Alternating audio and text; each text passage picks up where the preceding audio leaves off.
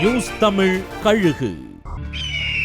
கோவையில SP வேலுமணியோட வலதுகரமா இருக்கிறவரை வளைக்க தாவேகாவும் திமுகவும் முயற்சி செய்ய எம்எல்ஏ சீட்டை உறுதி செஞ்சு அதிமுக அவரை கட்சியில சேர்த்துடுச்சான்.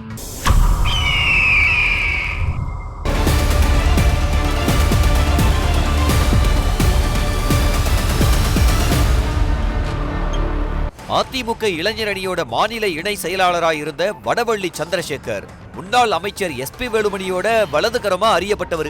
கட்சிக்காக மிக மிக தாராளமா செலவு செய்யற கெப்பாசிட்டி இருக்கிறவர்.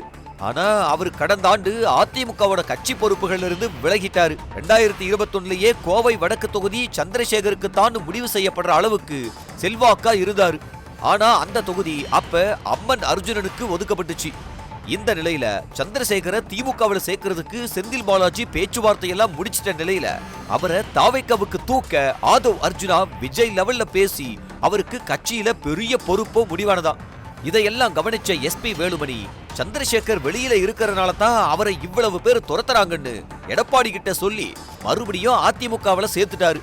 கூடவே இந்த முறை கோவை வடக்கு தொகுதி சந்திரசேகருக்கு தான் கட்சி தலைமை உறுதியும் கொடுத்திருக்கான். கோவை தெற்கு எம்எல்ஏவா இப்ப இருக்கிற வானதி சீனிவாசன் கோவை வடக்கு மாறுற முடிவில் இருக்க சந்திரசேகரனுக்கு அதிமுக கொடுத்த வாக்குறுதியால இந்த முறையும் கோவை தெற்குலயே வானதி நிற்க போறாங்களா. வானதிய கோவை தெற்குல திமுக சார்பா எதிர்க்க போறது மாணவரணி செயலாளரா இருக்கிற ராஜீவ் காந்தியா.